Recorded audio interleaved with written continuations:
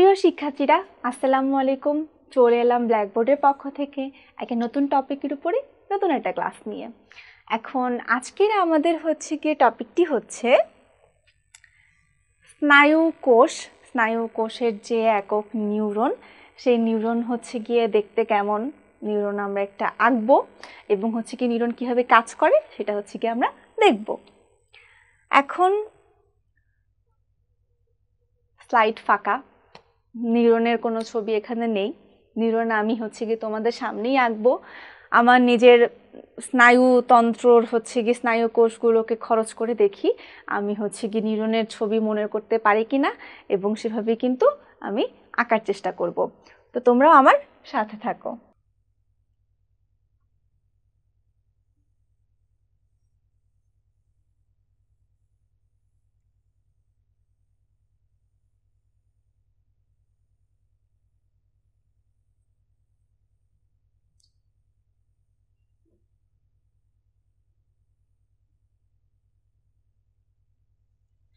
আচ্ছা, একটু দেখে কি মনে হচ্ছে যে একটা কোনো ভাইরাস, ব্যাকটেরিয়া বা অ্যামিবা এরকম কিছু এঁকেছি? আসলে এগুলো কিন্তু মূলত তা না। আমি একটা নিউরনের অর্ধেক এঁকে ফেলেছি। এখন অর্ধেক আঁকতে আঁকতে মনে হলো যে আগে নিউরনের ছবিটা আঁকার আগে আমি তোমাদেরকে একটু নিউরনের কি আসলে অংশ বিশেষ থাকে সেটা নিয়ে একটু আলোচনা করে নিই। একটি নিউরন কিন্তু দুইটা অংশে গিয়ে বিভক্ত। একটা গিয়ে কোষ দেহ এবং আরেকটা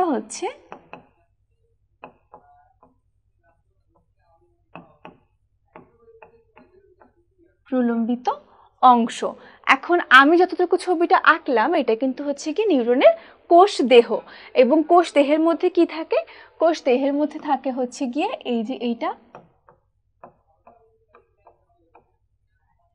নিউক্লিয়াস, এবং নিউক্লিয়াসের চারপাশে থাকে সাইটোপ্লাজম। এখন আমি আঁকবো কি প্রলম্বিত বর্ধিত যে অংশের পার্টটুকু।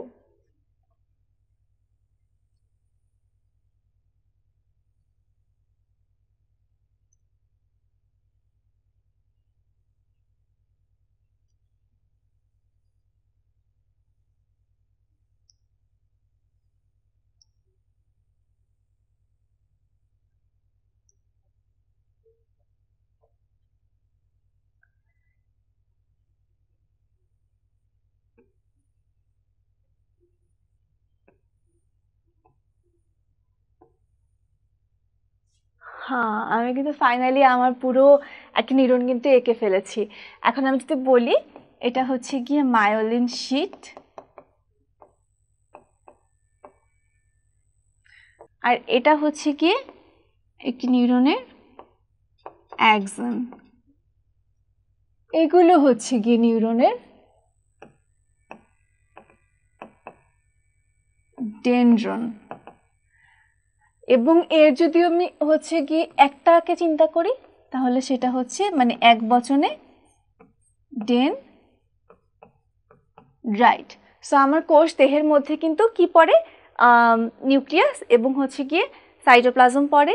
আর এই যে ডেনড্রন এবং অ্যাক্সন, এগুলো কিন্তু কি প্রলম্বিত অংশের মধ্যে পড়ে, এবং এটাই কিন্তু গিয়ে একটা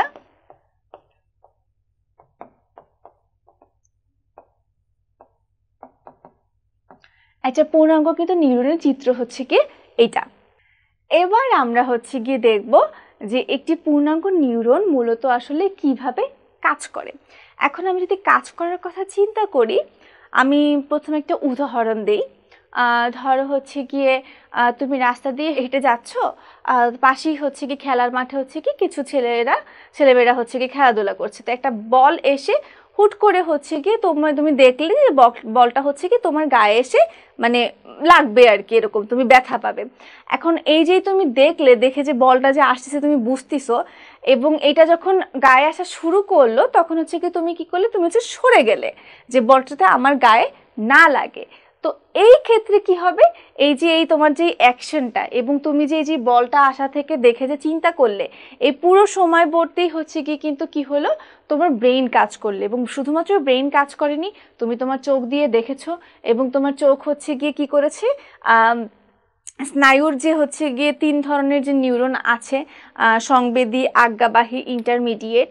যেই সংবেদীটা সেটা হচ্ছে কি, সংবেদীটা কি করে, মূলত আমাদের চোখ, নাক, কান বা শরীরের বিভিন্ন অঙ্গ থেকে হচ্ছে গিয়ে এই যে এই টাইপের সিগন্যাল হচ্ছে কি সে গ্রহণ করে।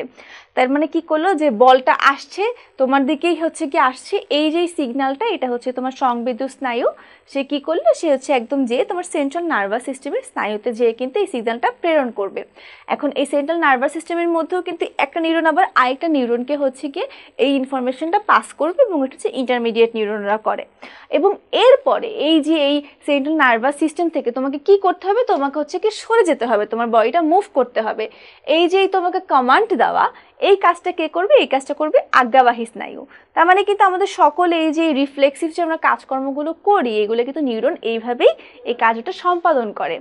এখন আমি যদি স্পেসিফিকভাবে চিন্তা করি যে এই যে একটা নিউরন থেকে আরেকটা নিউরনে কিভাবে আমাদের এই যে ব্রেনের যে সিগন্যালটা, এই যে কাজকর্মের সিগন্যাল, এগুলো আসলে কিভাবে পাস হয়, সেটা কিভাবে হয়, সেটা হচ্ছে কি একটা প্রসিডিউরের মাধ্যমে হয়, যেটাকে আমরা বলবো সিন্যাপস।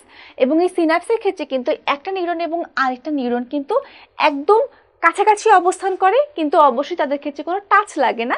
তাদের মধ্যে নির্দিষ্ট একটা গ্যাপ থাকে, একটা ক্ষুদ্র একটা জায়গা হচ্ছে মধ্যবর্তী জায়গার একটা গ্যাপ থাকে, এবং এই গ্যাপটাকেই কিন্তু আমরা বলছি সিন্যাপস।